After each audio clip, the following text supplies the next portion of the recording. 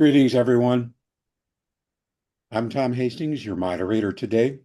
I've been studying and trying to practice nonviolent resistance for decades.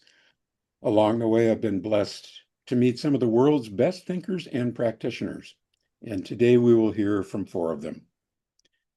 I'm going to tell you who all of them are briefly. We will hear from them in turn, then they will discuss, and then they will answer your questions. Kindly put your thoughts in the chat. Jamila Raqib is a specialist in the study and practice of strategic nonviolent action and the executive director of the Albert Einstein Institution, which works to advance the research and application of nonviolent action worldwide. Drawing on decades of work with activists and movements around the globe, she focuses on developing and distributing educational resources on nonviolent action and is currently building a learning platform to help groups plan and win struggles for their political and human rights.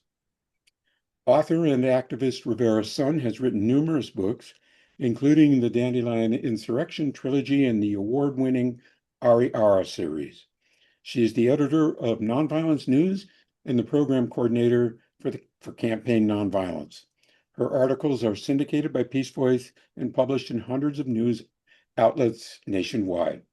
Rivera serves on the board of Backbone Campaign and the advisory board of World Beyond War. Henry Cervantes is program director for the Peace Exchange of Holy Family Ministries. Cervantes is also an adjunct professor of humanities at Harold Washington College, City College of Chicago. An ordained Aztec dance chief, Capitan, he leads Xochitl Quetzal Aztec dance of St. James Apostle. He was raised in Chicago's little village, La Villita.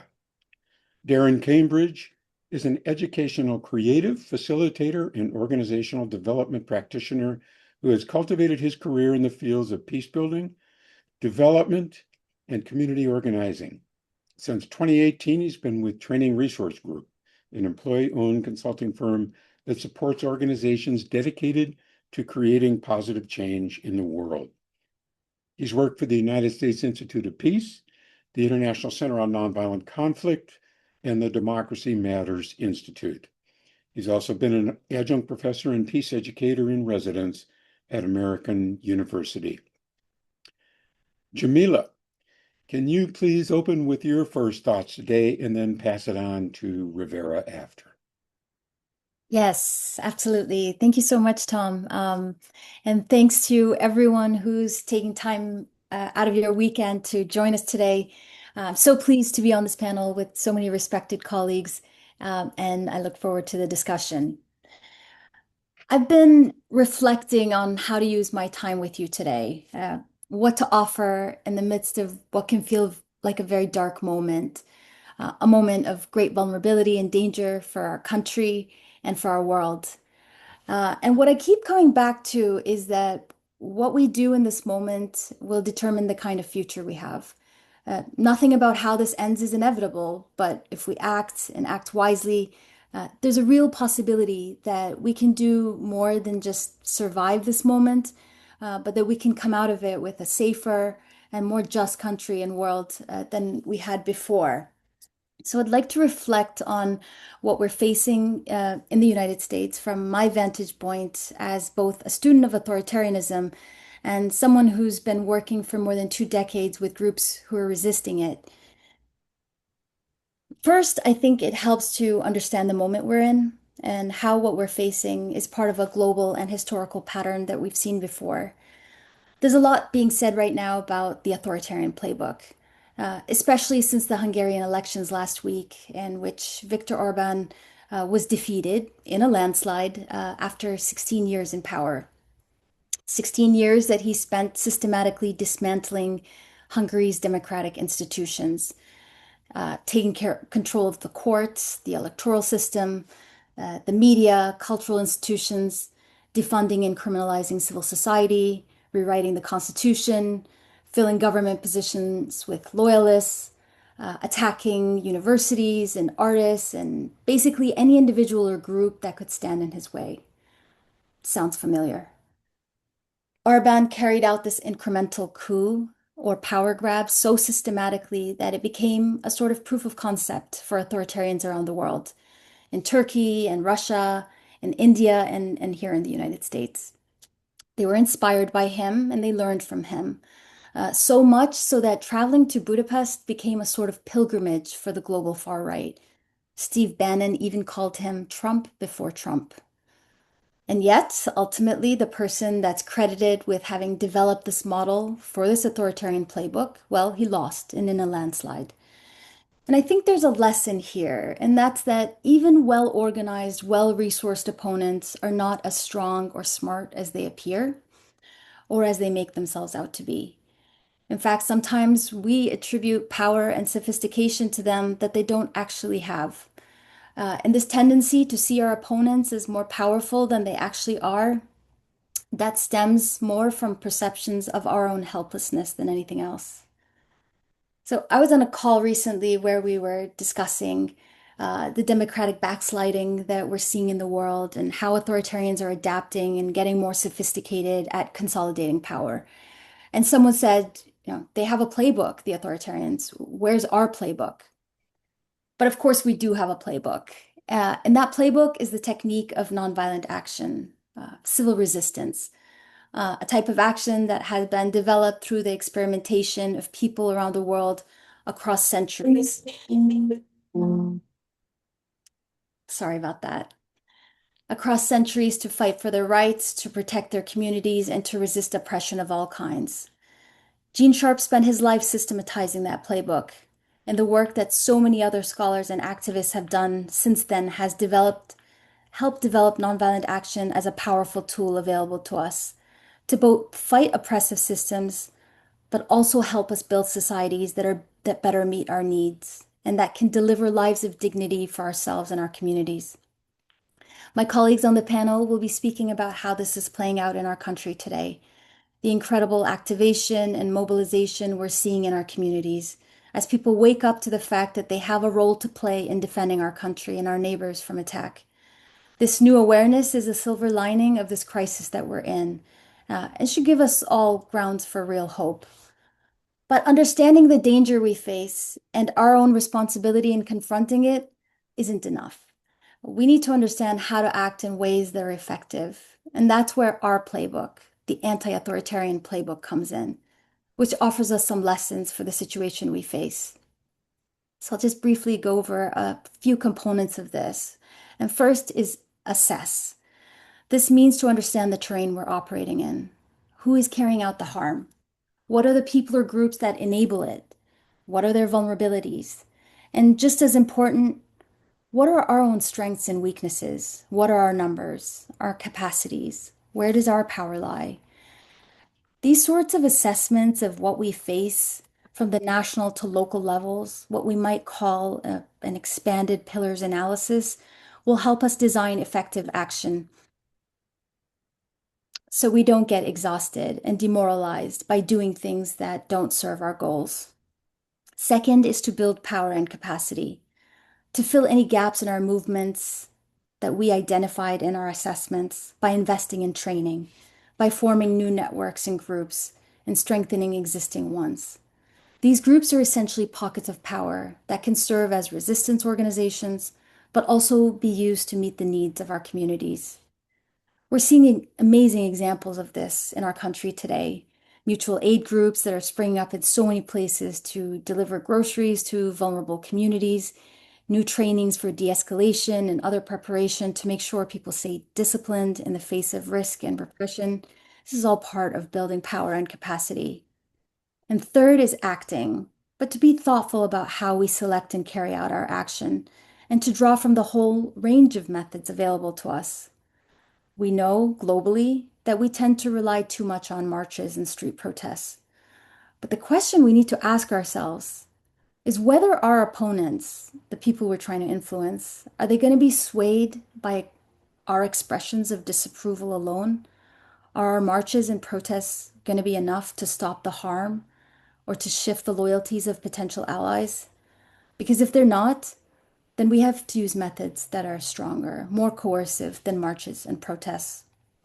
Yes, of course, marches have an important purpose, but they're only one type of action in a massive repertoire of actions available to us, and they're actually one of the milder ones. There are also the methods of social, political, economic non-cooperation, and the methods of nonviolent intervention, the building of alternative institutions and constructive programs. These are listed in the 198 methods of nonviolent action you might be familiar with. But we know that there are hundreds and maybe more new ones being invented as people experiment with new methods and use old methods in new ways. Learning about these methods can be eye-opening and can reveal new possibilities that can enable us to be truly tactically innovative. And lastly, very importantly, is defending our gains. Everything we do needs to be done with an eye toward the long term, with the understanding that any gains we achieve need to be defended. Because even if we get the outcomes we want in the midterm elections, have a peaceful transfer of power in 2028, that doesn't mean we get to sit back and relax. Because what we've learned in this period of democratic backsliding is that a strong and capable civil society is a key pillar of democratic defense, which means we need a longer term civil resistance muscle in our society, sort of defensive capacity that understands how nonviolent action works and how we can use it to struggle for the issues that we care about. And that means investing in nonviolent action and integrating it into our political system, our education system, our institutions, and our culture. And so I'd like to end with this. This moment feels overwhelming because it's in a way designed to be that way, but it's within our capacity to shape. We're not powerless. We're actually part of a long tradition of people who have faced moments like this, often under far more repressive conditions, and who have found ways to resist and to organize and to win. We already see examples of that here in our communities, in the ways that people are stepping up to protect one another and to defy what they see as wrong or unjust. So we need to celebrate these examples. We need to highlight them and learn from them because we do have a playbook. Now let's use it with strategy and the discipline that this moment demands. Thank you very much for the opportunity to be here today, and I really look forward to hearing from my fellow panelists and to a rich discussion afterwards. Yeah, if you guys know where the react buttons are and you want to give a round of applause to Jamila, thank you for that groundwork and that orientation to the moment that we're in. Yeah, here come those applause and roses and hearts that so well deserved. This is an incredible panel. It's an honor to be on this panel, and I am just so grateful to have this time together with my colleagues and with all of you. I'm going to build a little bit on what Jamila has just introduced and also give us a brief kind of whirlwind tour of where we've been in the past 16 months resisting authoritarianism here in the US. But first, just I'm going to remind us and refresh us of why we choose nonviolent action. We choose this method because it is going to give us the greatest chance of success in what we're trying to do. We know from Erica Chenoweth and Maria Stephan's seminal research that nonviolent action is twice as successful as violence. It works in a third of the amount of time. It has 1/10 of the casualty levels as picking up arms and waging an armed struggle to get rid of an authoritarian. And even when it fails, this is the crazy part, even when it doesn't work, you're left with more democratic societies in its wake than when violence succeeds. Even when violence ousts a dictator, it doesn't mean you're going to get democracy on the other side. In fact, the studies show that that's less and less likely.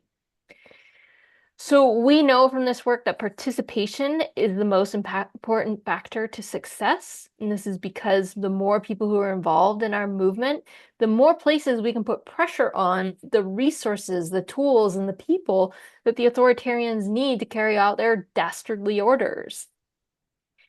Many of us got introduced to the 3.5% number in the recent mass demonstrations.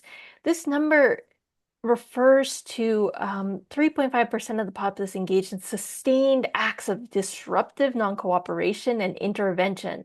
So not just a one-day protest, although that's a good indicator of how our strength is growing, but in days-long protests that shut down all of society, right? So we're so busy protesting, we're not going to work, we're not going to school.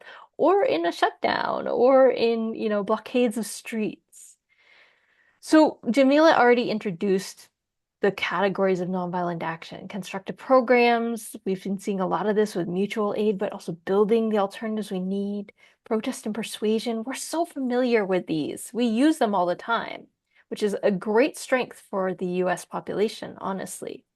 Non-cooperation is where we withdraw our time, our money, our resources, our skills, our knowledge, and we refuse to give it to the authoritarian regime or to its orders. And intervention is when we get in the way of their injustice. We stop it from happening by usually physically getting in the way, although occasionally there's actually like a digital version of this. So in the US, we have used mass demonstrations to great effect so far. Starting in February 2025, mass demonstrations were used to break through fear. Just remember how we felt right after the inauguration. People thought if we go out and demonstrate, we're all going to get arrested and thrown in jail, all of us. Well, we went out and demonstrated anyway, and we proved that we still had the ability to use it, which was critical.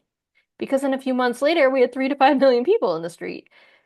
And a few months after that, 5 million people. And a few months after that, 7 million people. Until just recently, 8 to 9 million people, all of which were historic protests. These were not the only game in town. It has been non-stop resistance, like on a scale that I have not seen in my lifetime, and is happening everywhere. And some of this is intensely creative acts of non-cooperation, like repainting rainbow crosswalks in defiance of Florida's literally painting over them to stand up for LGBTQ inclusion. People wearing their "Everyone is Welcome Here" t-shirts after the Idaho school banned them, and in fact, printing 40,000 more to go out into the community.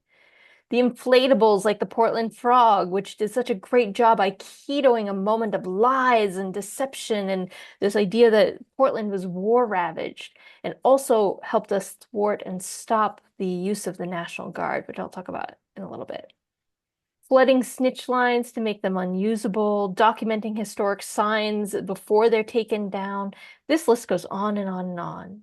But by far, the most powerful and effective category of action that people have been using to resist authoritarianism is non-cooperation. This is where we refuse to cooperate or comply with the demands.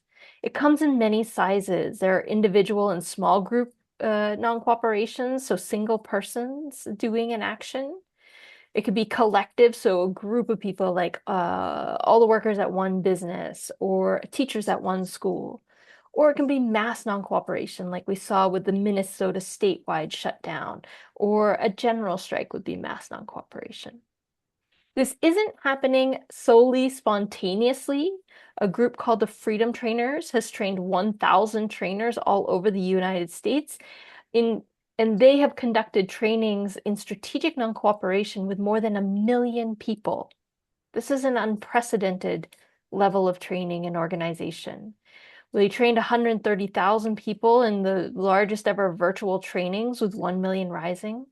And this continues on. These people are using these skills and understandings in both overt ways that we see the headlines of, and disguised or covert resistance. A lot of federal worker resistance, a lot of people who are stalling paperwork or pushing back internally so that an executive order that's discriminatory never actually reaches us. We never hear about it because they have stopped it. So both overt and covert. Economic resistance has been probably the single-handedly most effective avenue. Things like Tesla takedown costing Musk $2 billion in sales and forcing him to leave Doge on schedule. He was not planning to leave. He was planning to stay, keep going with his chainsaw politics. We forced him to go back and tend to his business. Target Fast costing the company $12.4 billion, and to have to spend $2 billion to survive the boycott over their anti-DEI policies. Canadian economic resistance, reducing border crossings. Actually, I just saw the updated statistics, and it's by 35%. 1/3 of all the traffic from Canada has just stopped because they're so pissed off at us. Things like Carlos Slim canceling Musk's Starlink contracts in 25 countries, or Avelo Airlines being forced to close their Western hubs due to the consumer boycott over their deportation flights, which we did succeed in getting them to cancel. This list goes on. 1.5 million people canceled their Disney Plus subscriptions to reinstate Jimmy Kimmel and protect free speech.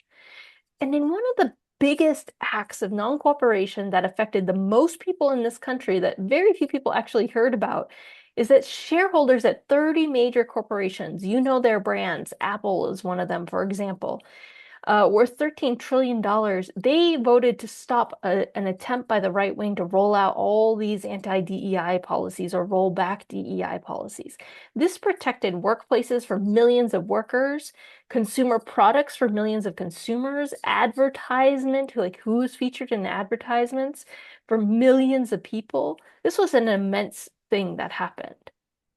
We also saw things like 4 million people quitting ChatGPT over their decision to build killer robots for the Pentagon.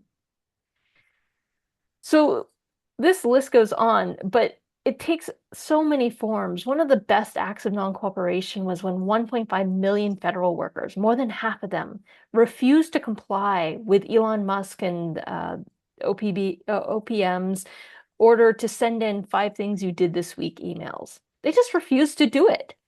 And within a few months, they were forced to cancel the program because nobody was doing it. In the Minnesota statewide shutdown, 1 out of every 4 people participated in Minnesota. The next week during the national shutdown in my birthplace of Portland, Maine, over 400 businesses closed. I didn't even know there were 400 businesses in Portland, Maine. Hundreds of high schools and tens of thousands of high school students walked out.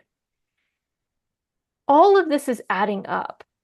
We aren't winning everything, but we're winning some big and significant things, and it's worth noticing that we have not been quelled by the chilling effect of the authoritarian regime, and they have tried to quell us. We've mobilized unprecedented numbers. We're not going back to sleep. People are not, there wasn't like a wave and then a collapse. It's just growing and growing and growing. We won back tens of thousands of federal jobs, mostly through court cases, but also through action. We've disproved almost every lie about violent protesters, which has been a huge win for us. We have effectively, more or less, halted the use of National Guard deployments. This is incredibly significant. We also halted the use of the Marines in the military, which they implemented in LA, but we stopped that. No, this is going to end here. And at least 2 or 3 times we have prevented the Insurrection Act from being invoked. We've also won major concessions from a whole swath of corporations. I can't even name them all.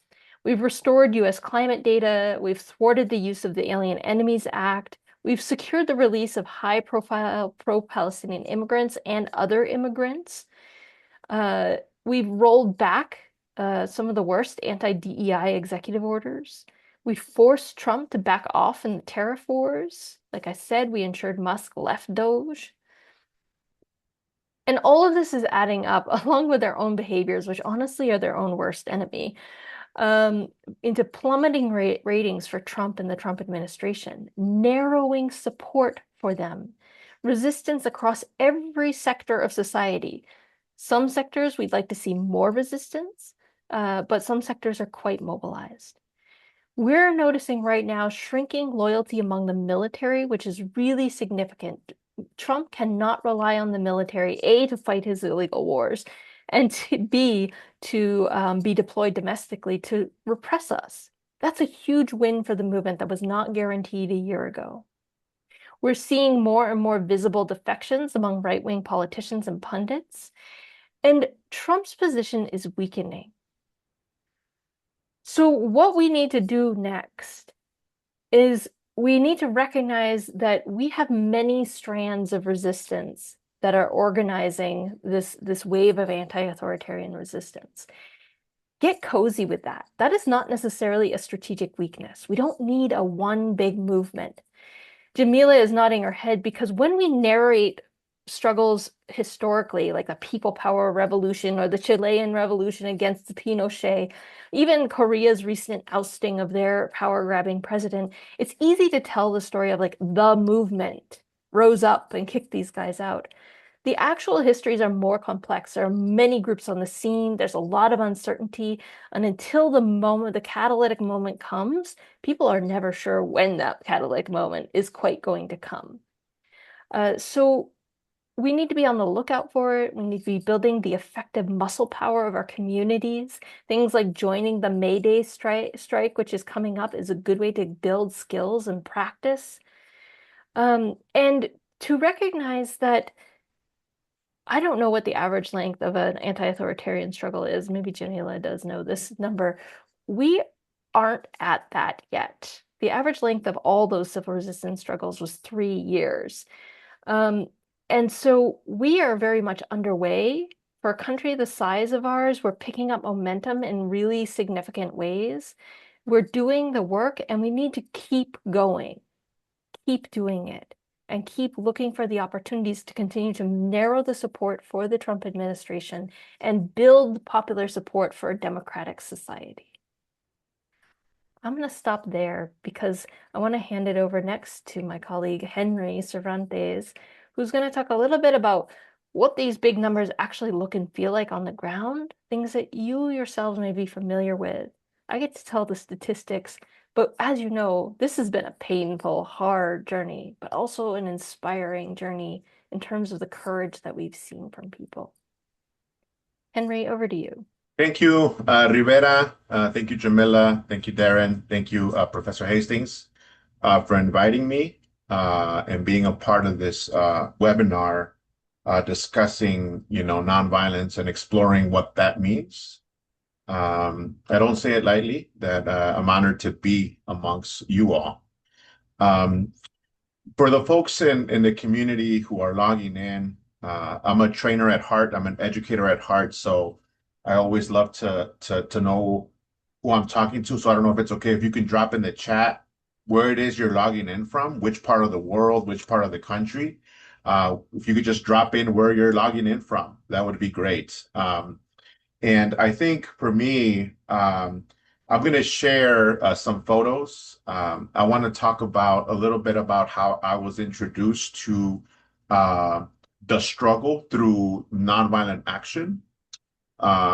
Professor Hastings, who's our moderator, mentioned that I'm from the Little Village community in Chicago, and that informs everything that I do in my activism, in my education work, and in my struggle work.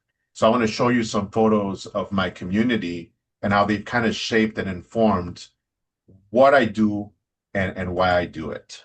So Professor Hastings, can you see this? Everyone see this? Should say Little Village. There we go. Great. So I'm from the Mexican community in Chicago, the port of entry for a lot of Mexican immigrants in the United States, 26th Street. That's where I was born and raised and still live. And nearly 20 years ago, there was something that happened that disrupted the life of our people in our community. And about 20 years ago, back then it wasn't ICE, it was INS, and they showed up in the epicenter of our neighborhood in Chicago. This photograph is like the arch entryway of our community. A vast majority of folks in our neighborhood are foreign born, and their language is primarily Spanish. And so this is the community that kind of nourished me.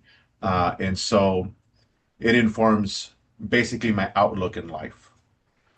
Nearly 20 years ago, I was at the corner of 26th and Albany, which is where this arch entryway is, and I was going to the local drugstore there. And I just remember seeing like all these enterprise trucks, and I remember seeing agents coming out armed to the teeth with bulletproof vests and military cuffs, and like they closed down the gate to the parking lot. and they just started detaining people.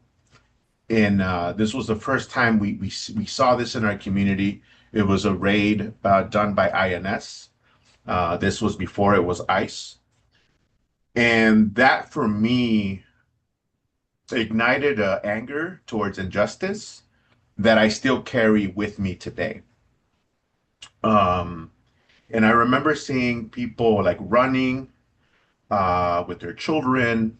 I remember texting my friends with my Nokia cell phone that had the little antenna. Um, and and a protest emerged on that corner. That was 20 years ago. And for me, the last couple of months, and for the people of our community, there's been uh, that wound has been opened with ICE coming to Chicago, in particular to our community.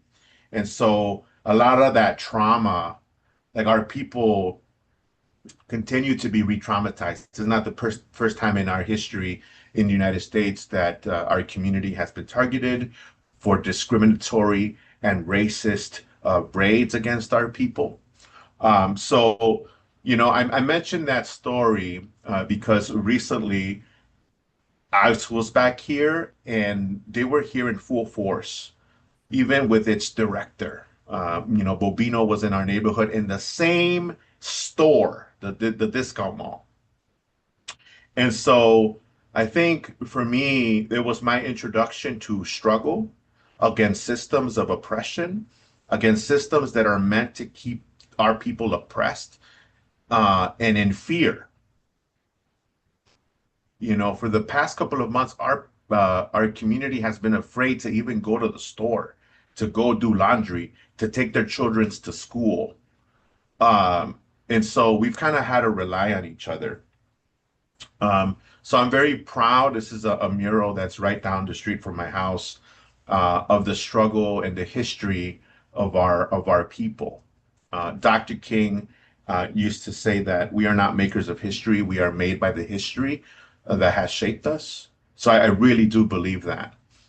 Uh, 20 years ago to today, a lot for me in my development has changed and how we've struggled for social justice and social change and racial justice and economic justice and taking a stance against violence.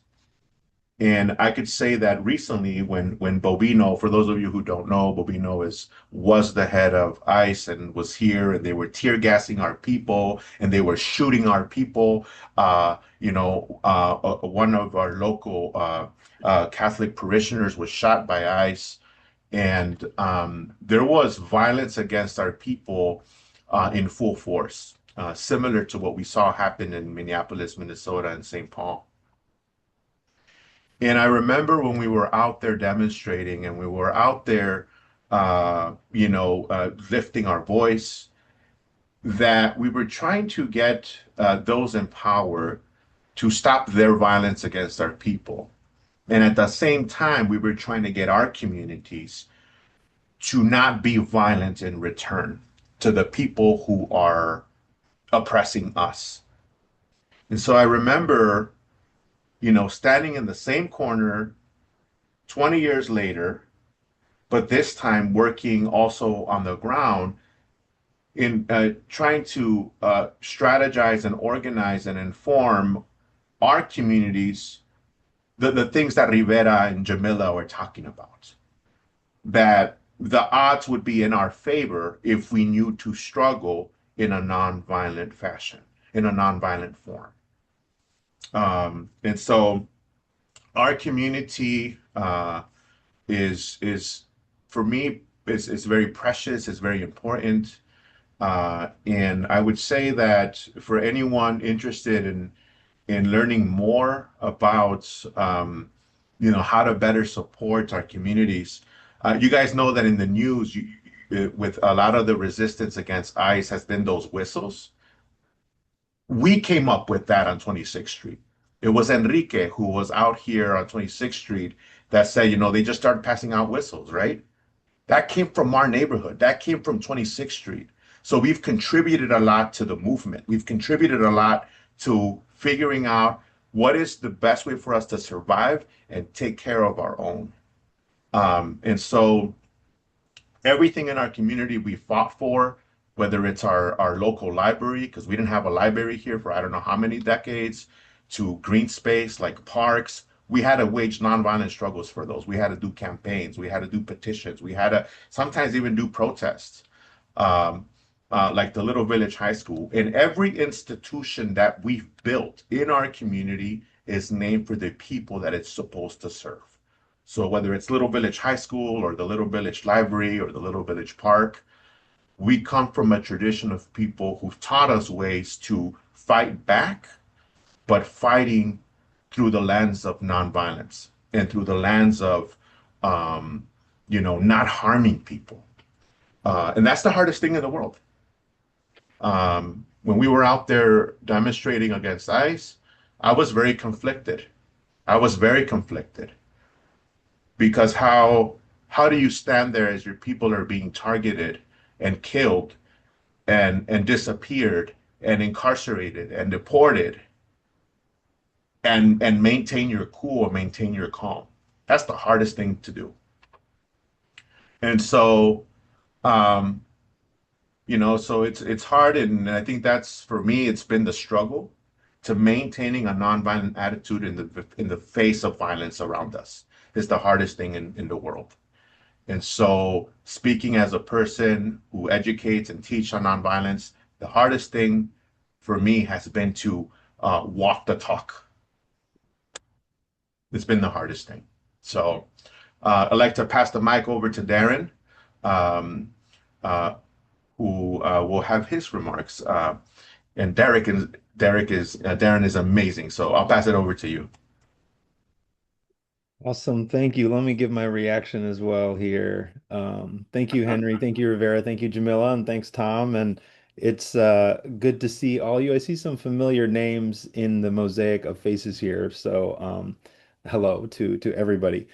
Um, so I'll be relatively brief. The first thing I want to ask everybody who's logged in, just to tap the knowledge and wisdom that exists amongst all of you, is I want to talk briefly about Dr. Martin Luther King and his 6 principles of nonviolence that he wrote about and talked about, probably most famously or most well known from his My Pilgrimage to Nonviolence that he wrote about in Stride Toward Freedom and the story of the Montgomery bus boycott.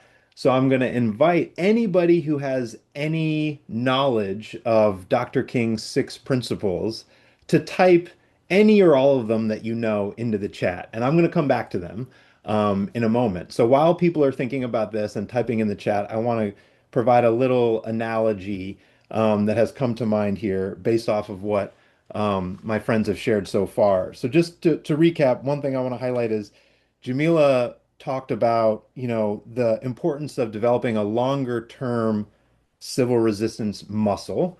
So I want to kind of bring that back to the surface. Rivera shared multiple stories, examples, articles of civil resistance and nonviolent action in practice, like in recent, history, just in the last few months.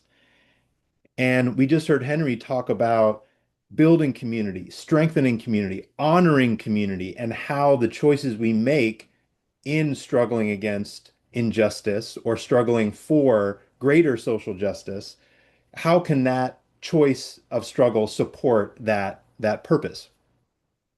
And so again, I see some folks starting to write in the chat, so please continue sharing any principles of nonviolence. So here's the analogy I want to provide. I don't know if there are any photographers in the group, but when film was first invented, all these brilliant scientists had to figure out how do we capture something that exists in reality into a picture, and then that's documented for the rest of time. And they use something called a Shirley card. And I don't know if any of you are familiar with that, but a Shirley card was essentially an image that had various colors on it. And it was of a white woman wearing a particular colored dress. And the Shirley card was used as the basis around which film companies and film scientists designed the chemical composition that ended up producing the photograph. Um, and this was around for decades. And what people eventually started to realize is that when the Shirley card was the basis off of which the chemical composition was designed, pictures really struggled to see dark features. So black people, you couldn't really make out facial features. Um, you couldn't really see them as clearly as white people. So there are obvious like racial bias elements to this example, and it's been used in many cases for that purpose. I'm going to use it for a little bit of a different purpose. Um, the one thing that forced or invited the film industry to change its chemical composition was actually furniture makers because they were upset that the pictures that were taken of their tables and of their chairs and of their shelves, that it wasn't capturing the detail of the wood grain because the wood was dark colored and the film wasn't designed to actually see that detail. And then, of course, eventually, as more African Americans, more people with dark skin were showing up in magazines and on TV and in film, there was some adaptations there. And there's a lot that folks, if you want to do a deeper dive on the film industry, racial bias, and all those things, you can go online and search for that. Here's the analogy is that in my work in the organizational development field,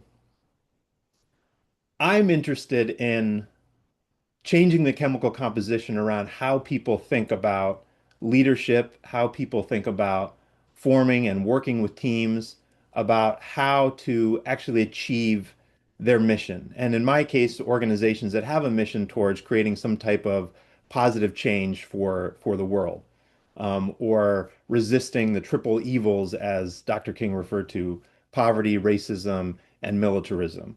Um, and then Reverend Lawson later kind of updated that, given our time, to racism, sexism, militarism, and plantation capitalism. So organizations that are, their mission is to essentially resist some of those triple evils that we see, or evils that we see in the world. And part of that is developing that long-term muscle, as Jamila said, where, yes, frontline activists, when we are faced with the rise of an authoritarian regime or intense oppression, we are called upon in these moments to explore, well, how can nonviolent resistance, how can we utilize that, engage with that in order to be successful for all the reasons that Rivera has shared, all the reasons that research has shown us. And I've, in conversations with people, the first time individuals are hearing about nonviolent resistance or nonviolence and some of these principles is when we are faced with, in many cases, a very extreme case. And the one through line in all my work across community organizing, peace building, working with nonviolent activists, and now in the organizational development field has been Dr. King's 6 principles of nonviolence. Um, he referred to them in the context of the civil rights movement through experimentation, through years of study about theology, philosophy, history, right? And he came to this amazing set of principles. So some of you have written it here, so I'm going to quickly go through them and give you a shout out. Sorry if I missed you, but um, one is that nonviolence chooses love instead of hate. And so I'm interested in my work around how do we practice that principle every single day, not just in the moments where we are called upon to resist a rise of an authoritarian regime or some type of, again, intense injustice. How do we exercise that when we wake up in the morning and we spend time with our children? How do we exercise that when we walk into a one-on-one engagement with someone that we work with on our team? How do we engage that principle when we are working with a student in a classroom? That's a principle that applies across all of those landscapes, and it's something that it's a muscle that we can strengthen every moment of every single day. Someone talked about here, nonviolence seeks friendship. Katerina wrote this, seeks friendship and understanding in the service of creating the beloved community. Again, the beloved community, one where every individual is able to achieve their potential. And they're not able to achieve their potential when we are faced with things like racism, sexism, militarism, and plantation capitalism. And so, how do we exercise that principle of seeking friendship and understanding with other people, particularly those with whom we disagree? Another principle, let's see, as I'm going through here that folks wrote is that Kelly wrote, nonviolence is a way of life for courageous people. It is not a struggle where you are, it's not non-resistance, but it requires courage. It requires acting boldly. It requires stepping into something that might initially feel uncomfortable, at the very least, if not very Yeah, scary Tom, and Kingian, unfamiliar. But acting nonviolently requires us to channel and tap that courage and act boldly. We can do that at various levels, even prior to the rise of an authoritarian regime. But when we face these moments as we face right now, how wonderful would it be that if so many more people were like, I know what I need to do in this moment, and I've I've utilized that muscle in various degrees in every day of my life up until this point. So how do we incorporate that? Jeff writes, Principle 6, the universe is on the side of justice. The moral arc of the universe bends towards justice. We must struggle for justice as well as peace. So again, in my work around kind of leadership development, organizational development, the research affirms this, that when we create in our mind's eye that the universe is on the side of justice, we see opportunities in order to pursue that. Versus if we don't feel that way, we don't have that faith, our mind actually is less likely to actually see those opportunities for us to do that. So that is backed by neuroscience and the work in leadership and organizational development. Uh, Jan or Jan talks about focusing on issues, not people. So nonviolence attacks evil, not people. Um, and when, again, in organizational development, we're looking at stuff, again, not at this extreme level against, resistance against authoritarian regime, but at a day-to-day level when we're engaging or we're in conflict with other people. That's a foundational lesson of how do we together, we're in conflict, but how do we together attack the problem together as opposed to me attacking you as an individual? So I'm going to kind of wrap it up here so we can move to kind of your comments and questions. But the point I want to make is that switching this chemical compound, going back to the Shirley card, about how we think about how we behave, how we act in community with people, Dr. King and all of the, theology, philosophy, and history that is behind these six principles, for me is the updated quote unquote chemical compound so that we can see things that we don't normally see. We can behave in ways that we may not normally behave so that we can strengthen those muscles for the long term, so that we can build that community, honor and support that community in the way that Henry has talked about. And part of that is, as Rivera said, to be able to see things that maybe we're not able to see, which are these stories, these examples of successes of people acting in nonviolent ways for success. But if we don't have this new kind of these set of principles, it's harder for us as people to actually see those and then utilize them when we are called upon to do so at a more extreme level. So I'll leave it at that, and yeah, and look forward to your questions and comments.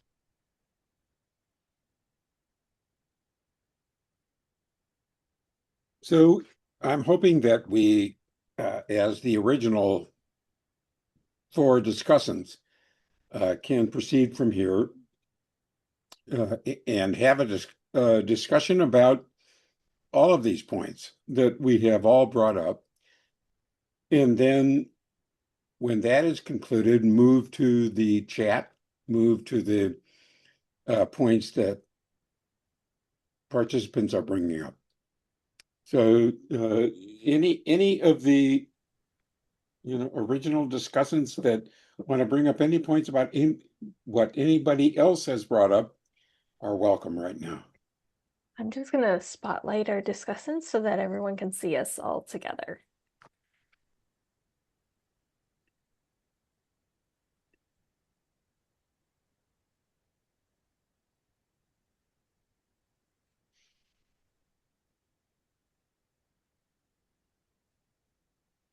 Great.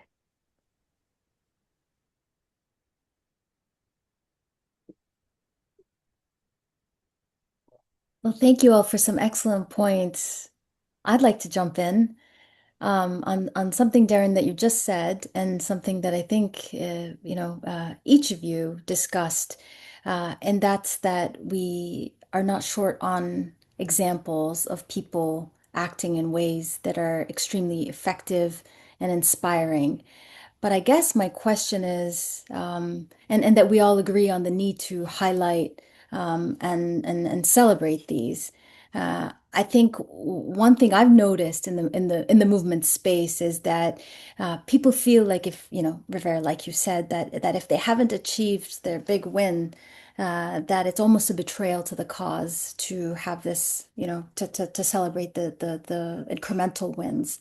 And in a way that's really counter-strategic, because I think it can really feed into a sense that we're not moving forward, and meanwhile our opponents are getting more consolidated and getting more powerful. So it becomes really a strategic necessity to highlight these stories. So I guess I'm wondering how can we better do that?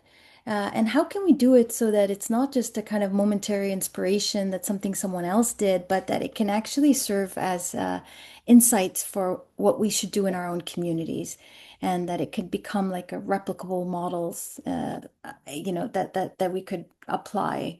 So I wondered if you had any thoughts about that, about how we can kind of move it into an area of learning and actually sharing knowledge and applying that. Well, I think ice resistance in the US has actually demonstrated that very powerfully, that from one city to the next, there are direct links of organizing from one to the next. And every city that successfully, ran out ice or ran out the ice surge had a new set of lessons to pass on for the next targeted Yes. community. And that was not accidental. That was not spontaneous. I mean, some of it was spontaneous, but a lot of it was the kind of things that never makes the headlines, of organizers reaching directly out to other organizers, communities uh, assembling the long litany of resistance tactics and putting them in motion before ICE even arrived. We saw this with things like Know Your Rights trainings, as Henry mentioned, the whistles, like going from Little Village all over the country, right? And this list goes on. So that's one interesting example where I think many of these communities, they don't it's hard to say it's a win when you've lost so many community members during the surge. And yet there were marginal victories along the way, things that power holders did that were unthinkable previous to this moment. We never expected to see. Um, so that's one thought that comes to mind, and let's see what Daryn and Henry have to say.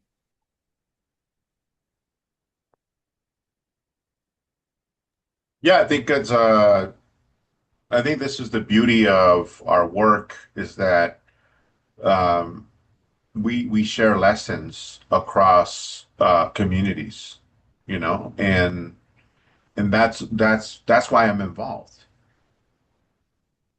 and I think when you build solidarity across communities for survival, I mean, uh, that's why I think people are plugged in. I think people are starting to notice what's been happening for decades in our communities. And it's coming to the point where, you know, sometimes, people don't get involved until it's in their front door, Hmm. straight up. And and I think what's fascinating to me is like the things that, like, what are the lessons we can pass on to the next community that could be a benefit to that community's survival. About 10 years ago, we were with some young people in Myanmar, and we were in Burma, and there was a young activist who told us, like, how are you using your voice to advance with people who don't have one? And I still think about that. And for me, this is the beauty of this work. I think in the circles of folks who believe in organizing with a nonviolent approach, the beauty is that we can share those lessons, right? Without that, uh, what's the word I'm looking for? Without the vanguard or without the people that are like the stakeholders of the thing. I think this is, if we believe in democracy and if we believe in community, then we should act like it. So those are my 2 cents there. Nothing to add.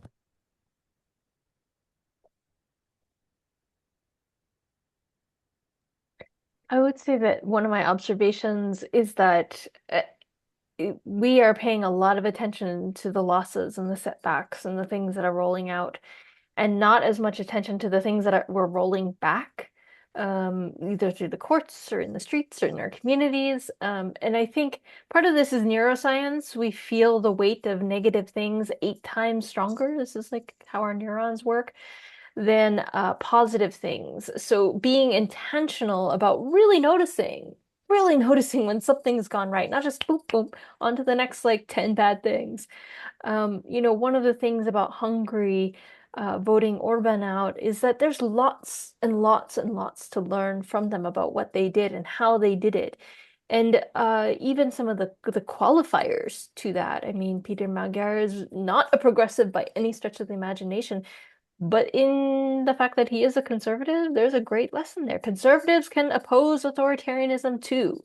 Conservatives can really be excited for um, uh, democracy, and we need them to be, right? So one thing we could do with this recent win is to get that memo out to conservatives, right? For all those conservatives who are shocked and appalled at the Trump administration, and we know there's a growing number of them, there's a great winning strategy that they can observe from this that has some net gains for our whole society, whether you're conservative or not.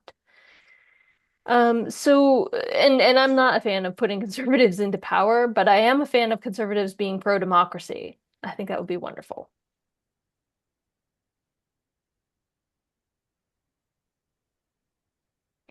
I want to ask Daryn, what are some examples of people applying some of these principles of nonviolence in the course of the anti-authoritarian struggle that really come to mind for you?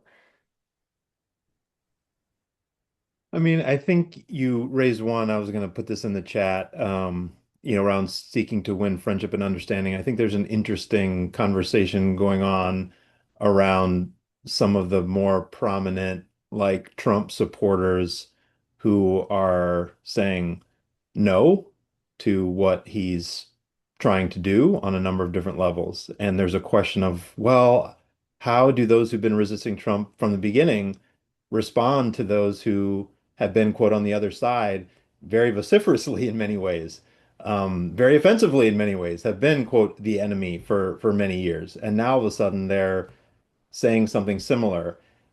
Do you welcome them? Do you say, haha, told you so? Like, you've been wrong this whole time. What's the response that's going to be beneficial to what we're trying to achieve, which is an end to this authoritarianism?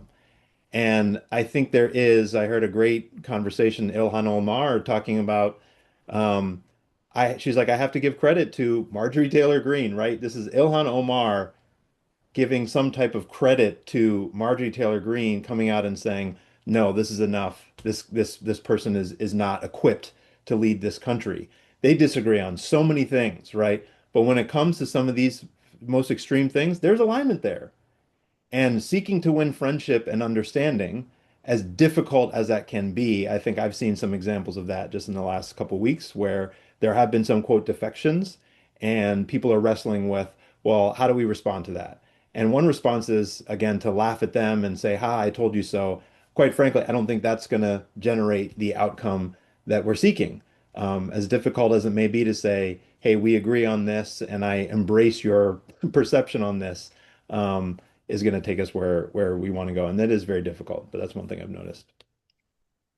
That's Great, Daryn. And that really makes me want to ask Jamila, from like the global studies that you've seen, what do people do about defectors and loyalty shifts? Like on the one hand, you're like, you can't be a hero. You were just involved in disappearing 20,000 people, but thank you for opposing the dictator.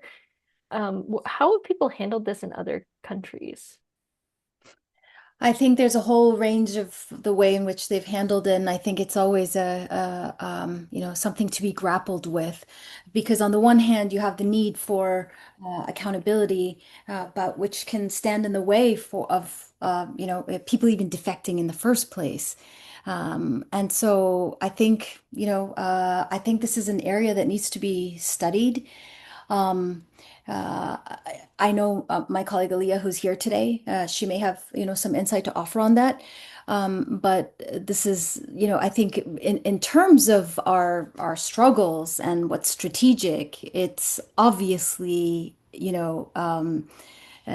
important to understand that we're going to need defections, and we're going to need people to feel that they have a place in the new society, and to even include them in that vision for the future is part of what it means to be effective in getting defections in the first place.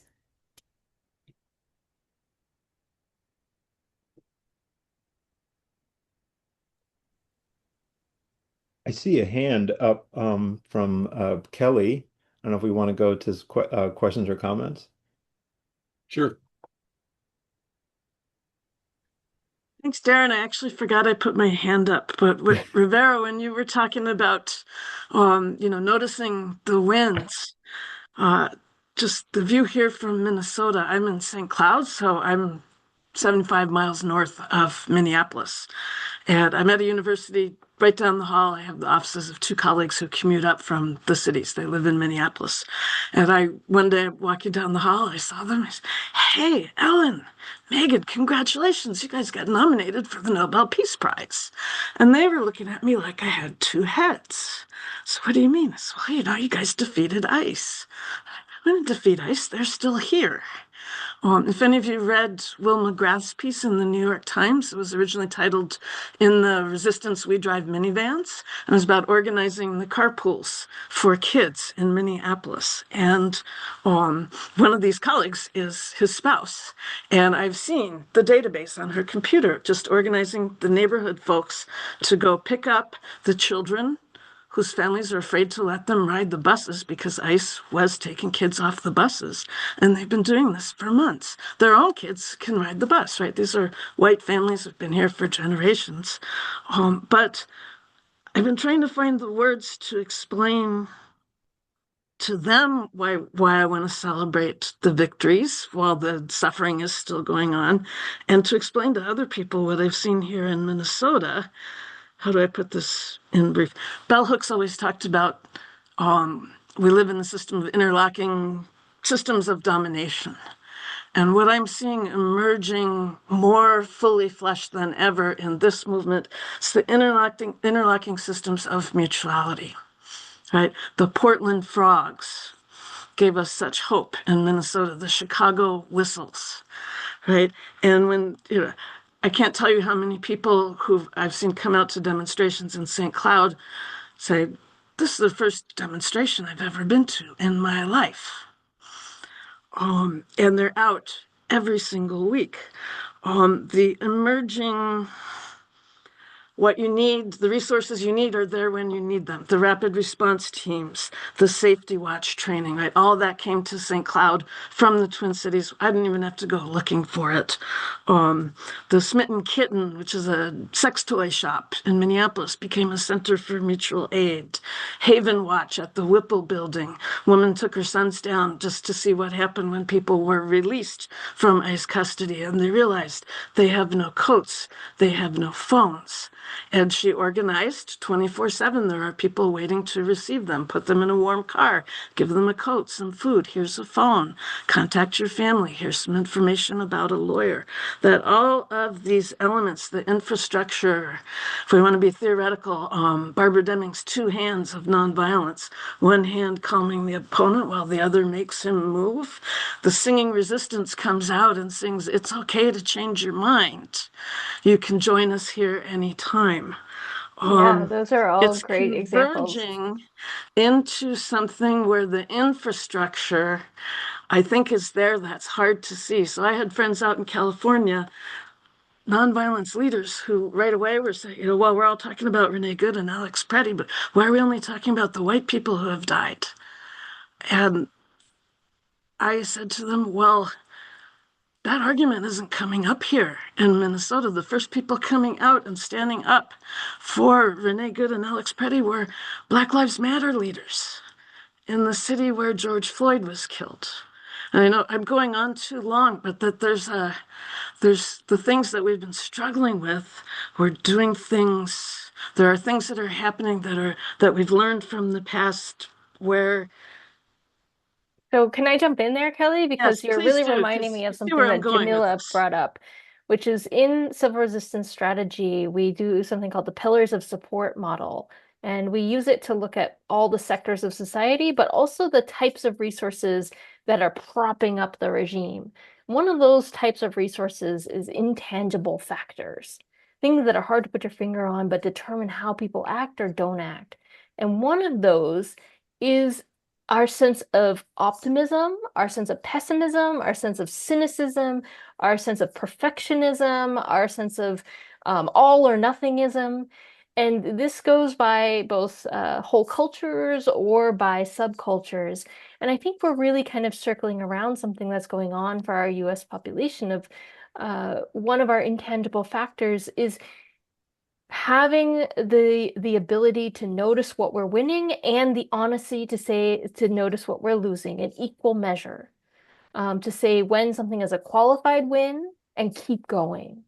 And I think, we're a very black or white, silver bullet solution society. So encouraging people to complicate their narratives and be okay with that, I think would be very healthy. What do you think, Jamila?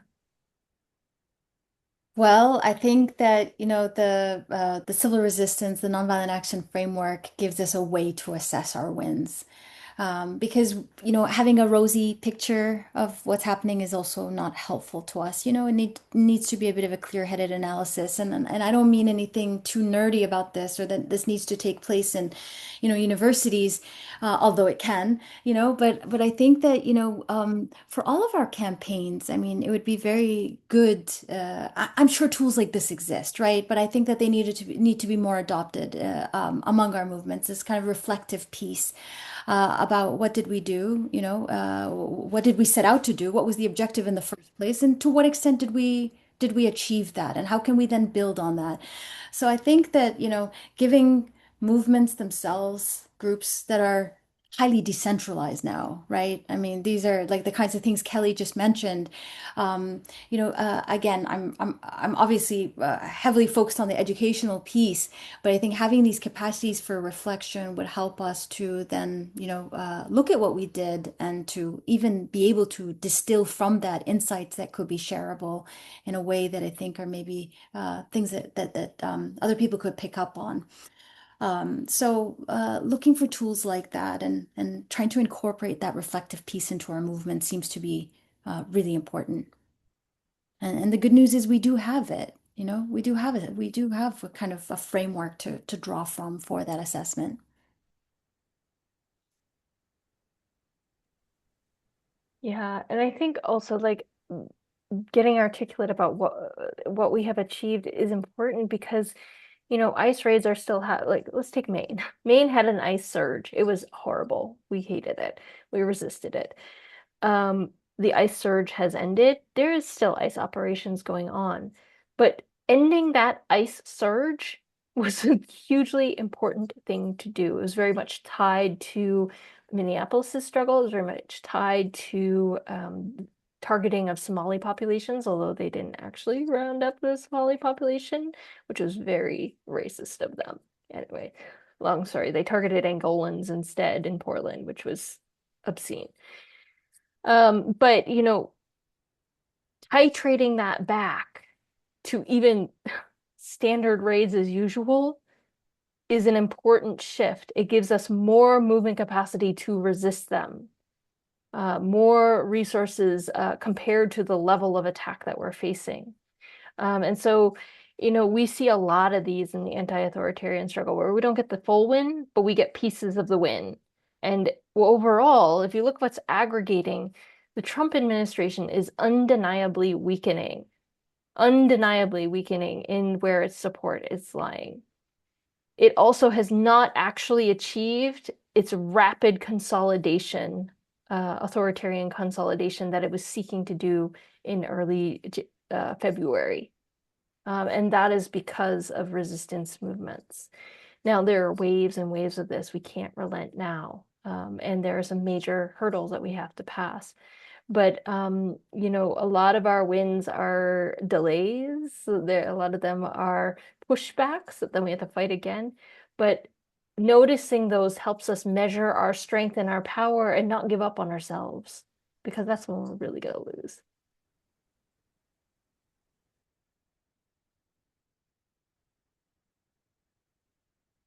So, Daryn, how do you see the inside game, outside game working with, for example, Indivisible, with the No Kings demonstrations, but also then on the other side with the inside game? Because these protesters are the outside game. Hmm. Hmm. Yeah, I mean, I'll quote King on this. So it's from, his book Stride Toward Freedom. And this is actually the paragraph right before the chapter, My Pilgrimage to Nonviolence. And I wanted to share it because he writes, or he says, that for those who participated in the Montgomery bus boycott, he says it's probably true that most of them did not believe in nonviolence as a philosophy of life. But because of their confidence in their leaders, and because nonviolence was presented to them as a simple expression of Christianity in action, they were willing to use it as a technique. Admittedly, nonviolence in the truest sense is not a strategy that one uses simply because it is expedient at the moment. Nonviolence is ultimately a way of life that people live by because of the sheer morality of its claim. But even granting this, the willingness to use nonviolence as a technique is a step forward, for he who goes this far is more likely to adopt nonviolence later as a way of life. So when I read that, given the work that I do now, and as you're saying, kind of inside outside kind of perspective here, is I see you can also look at that in the reverse or mirror that, which is those who are able to or have the opportunity or the perspective to practice nonviolence, quote, as a way of life or a way of being, be it with a family or with your colleagues, are more likely to then take that step as a form of resistance. If folks are not, they don't have exposure to that in their day-to-day life, whether it's some of the most basic concepts of what it means to practice nonviolence, I believe it's a bigger hurdle for them to overcome when they are then faced with, as many people have put in the chat, I want to do something. Some horrible things are happening and I want to resist. I see things. And they have to play a very quick game of catch up around, I heard this thing about nonviolence. I want to do something now. I want to be on the front lines, but there's no practice there on the day to day of nonviolence as a quote way of life. And I know that can, how do I put it? Maybe turn some people off. All I said is nonviolence as a set of principles that help us make decisions about how we act one on one with groups of people. And that's one thing I've noticed. Again, the through line I was talking about is I work with a lot of organizations, teams, big and small. And essentially, my field is when a bunch of people decide to get together to achieve something together, that's where my field comes in because people struggle. Like, how do we work together to achieve something? And on so many of the like leading research on this stuff, they don't call it nonviolence. But when I read it, I'm like, that's principle number one. It's about knowing how to be courageous in these moments where it's hard for you to do something that you don't normally do or is uncomfortable or you might initially have fear. That's principle number two. That's about seeking friendship and understanding. What does that look like on a smaller scale, maybe less risky scale? But how do we take all these moments in the work that I do is this is the field where we can start transforming how people think about themselves, think about community, how to act, how to make choices. I feel those principles are a way to do that. So that when we will face this moment again, humanity will face these moments in different parts of the world for as far as we can see. How do we then kind of till the soil, if you will, or create these elements on the day to day so that when those larger moments do present themselves, people feel like, oh, I know this. I know what nonviolence is, how it works, because I've seen the impact that it has on my day to day. I can apply that on something that now is a bit more extreme and in this moment. Thank you. And Henry, I'm wondering if you could comment on the beef between Pope Leo and Trump. And, I mean, you're a Catholic from Chicago, and so is Pope Leo. Uh, so you are in a unique position to comment on that. Uh, and also maybe like, how do you like my t-shirt? Thanks, Professor Hastings. I think so. There's an action that we did at Broadview. For those who have been following the ICE resistance movement across the country, Broadview is a case study that cannot be ignored. No showers for people who have been detained. It's not even a detention center. It's a holding center. It's not even a detention center. So they don't even follow their own laws or regulations. What we've done in the nonviolent struggle, the nonviolent side, is try to organize ourselves in a way that tries not to harm the people that are harming us. And I'll give you an example. One of the local archbishop here, who's also Mexican, they organized a mass in front of Broadview, and what we said, we took a nonviolent pledge at the church. It was like 2,000 people, and we took an oath and said, like, we're not going to respond. We're not even gonna yell at them.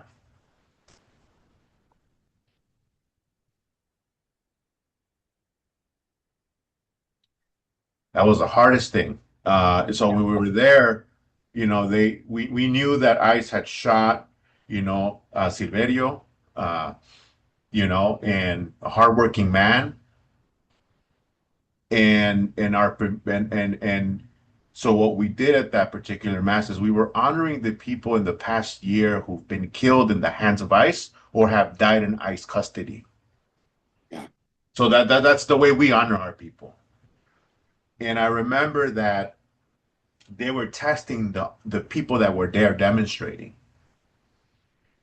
And they were going to take a bus and run it right through the service, right? Like drive right by us. So we were in a standstill where we were really struggling with keeping the nonviolent discipline and the nonviolent posture. Yeah. Because that's what, like, they know what they're doing. They're trying to instigate communities. This is why they're out there. This is why they're trying to get us to give them an excuse to further repress us. That's the point. Yeah. So I think when they were trying to move the bus that had people detained in it, a person started screaming, "Shame!" But we remembered the oath that we had taken, that we were not going to raise our voices. So what we did was we prayed for those people that were causing harm to us. Yeah. You can't argue with that. And it was hard because they heard us. Yeah. We didn't really have to yell. So I think for me, like, there is for people in my history, in our community, a lot of Mexicans are Catholic, and there's a long history of why that is. But I think a lot of people who are oppressed have found refuge in communities that have organized themselves within faith-based communities.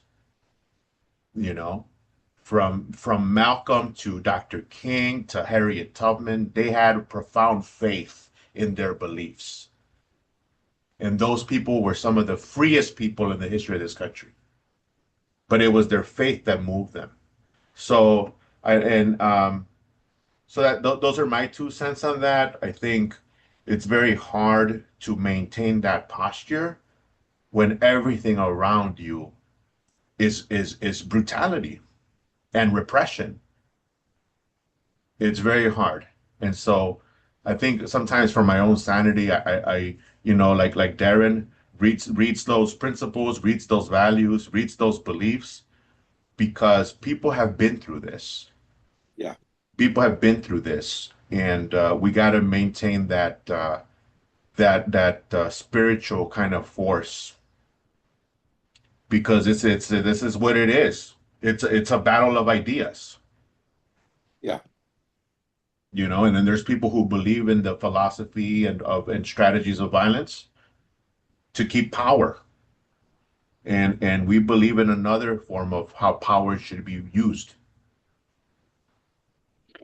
So my 2 cents, Professor. Thanks, Henry. And actually, if I could just add here, I think that we need to understand better the role of faith-based groups throughout history. And because we also know they have at times helped authoritarianism and helped dictators and have been used as a pretext. And because I think authoritarians understand that they are an important institution in society and that bringing them under the control of the state makes sense for them, because they have a great deal of legitimacy. And so I think that's something to look at. And clearly, there's a role they've played in maintaining nonviolent discipline. I think that's been clear in a number of cases where the presence of faith-based leaders in protests has actually, promoted nonviolent discipline. And we could ask why, but I think Henry basically answered that. But we also need to see them as pillars, pillars potentially for the movement, right? Pillars that can be brought over to the movement side, that are likely going to be moved by calls for justice, that they themselves have organizing capacity, that they have resources, that these are networks of people who trust each other, that they can be used for information sharing, and that they can, yeah, basically organizing. And we've seen that in so many cases, but I think the one that I was really struck by was in the umbrella movement in Hong Kong, because as young people were sort of, organizing and mobilizing in the streets, they were facing a great deal of repression. The people in the churches were like, well, we have a role to play in this. We don't quite know what it is. How can we carve out a role for ourselves? And so they began training to actually mobilize with young people to form kind of like a defensive barrier, knowing that there was going to be a higher cost to using violence against older people, against church-going people, and so they knew that their presence was going to increase the cost of repression. But I think there's so much that faith-based communities can bring in, not just to enforce nonviolent discipline, to make repression backfire, but also in kind of logistical organizing, providing space for trainings. And I think we ought to tap into that and maybe look at that a little bit more, because they're already so activated. We hear all the time from, church groups and other faith-based groups that are asking, how, like, what can they do? And we know that, of course, they already are doing a lot.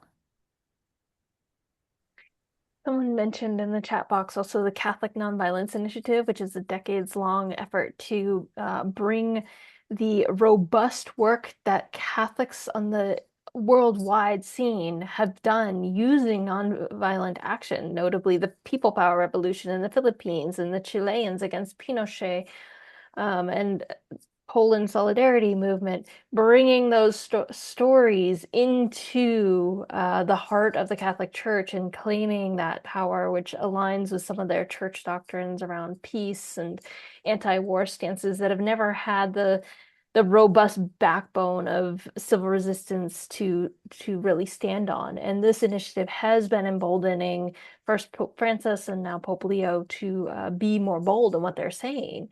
And I do hope that it continues. And yeah, there is one other comment in the chat box that I want to address before we end. And Kit brought up the May Day strike. I think it'd be great to do some short rounds of reflecting on it. I am all for anything that helps us build our muscle power for the great big general strike that we may need. I hope we don't. I hope you know, uh, in the dream world, Trump wakes up one day and he's enlightened and he stops doing all these horrible things. In the second version of the nightmare of this, like we have an election in a few years and we vote him out and he goes. That's great. But we know from studying authoritarians around the world that it's often much more bumpy than that, and we need massive action. We have 320 million odd, 50 million people in this country. To get to the volume that we need to do a mass mobilization like we have seen in other case studies, like the People Power Revolution, we need to be building our muscles to do that. We're not there yet. If it happened tomorrow, we wouldn't be ready. So this is a great opportunity to participate at whatever level you are ready, to ask your friends, your neighbors, and your coworkers to participate at whatever level you are ready and able to do, to stretch yourself a little bit, and to see what we can pull off on May Day, because this won't be the last time you are called to do this action, so you might as well get used to doing it. Any other thoughts? Henry, what the CTU is very involved. Are they going to strike on May Day? I think they've negotiated with the union. That's a whole nother ball game there. But yeah, we come from, Chicago. May Day is, well, a big day for us, and I think, but folks are aware. I think, people, something I like to tell folks is that regardless of where you are on the political spectrum, there's something that you can contribute to the common good of the people. And I've had to work with people who might be as part of the MAGA camp. I've met those folks, you know, and trying to figure out how we can shift folks, and build that society that, you know, um, that Dr. King dreams about, that beloved community that Daryn mentioned in today's webinar. So, and that's really hard, but it's possible. And it's a one person, one mind at a time. Doesn't do any good to just mess them up. You gotta teach them. Daryn, Jamila.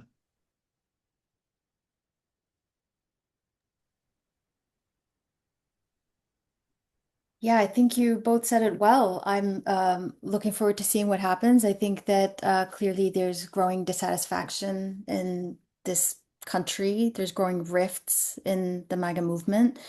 This is an opportunity to, you know, to be more aligned with people who also could, could help play a role. And that it may be that, identifying ways in which they can do that that are potentially low risk, that can still, can still provide opportunities for people to join. That may be a very, yeah, a very, very wise way to go about it, and to be really creative about what those ways could be. We hear that all the time from people, and most recently in the Hungarian case, where they were saying that most people are not activists, are not going to become activists anytime soon. But meanwhile, there is an opportunity to give people, like, kind of lower the barrier of participation, and give them a way to show that they support the movement, and are kind of defecting, if you will, from the MAGA movement. All right, any final thoughts from anybody? Because this has been a really rich discussion. We are at our conclusion. And any famous last words from anybody? I just want to remind us that what we are doing in the US right now is at a scale and a frequency that is unprecedented in recent years.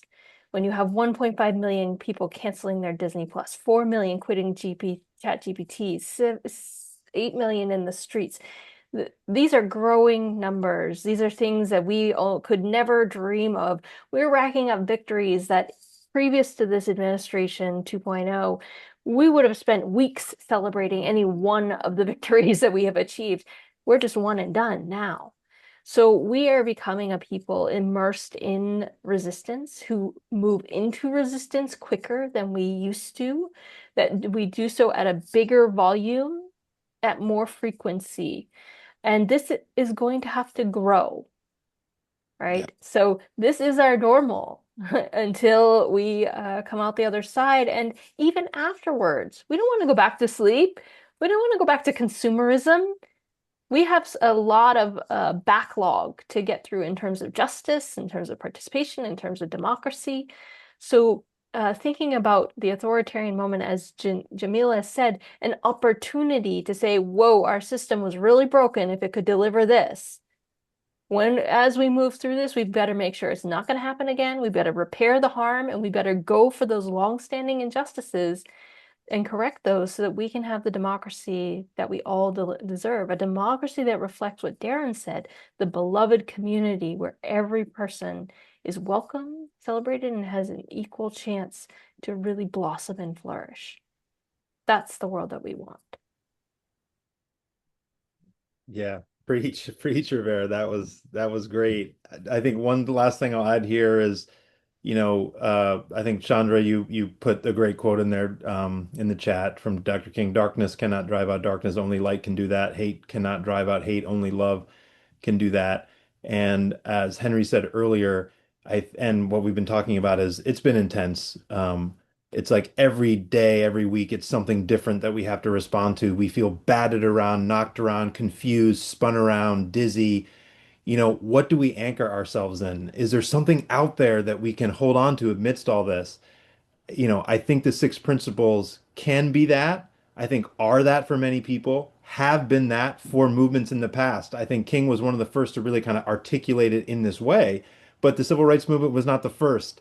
Like I said, he studied this theologically, philosophically, historically. It's existed across culture, across time. He put it just in this essay. And I think when we're in those moments where we feel helpless, we feel confused, we feel turned around, what can we hold on to? What can anchor us? It's definitely the stories, and I think also more broadly, it's those principles that we can practice every single day and every moment we engage with another human being.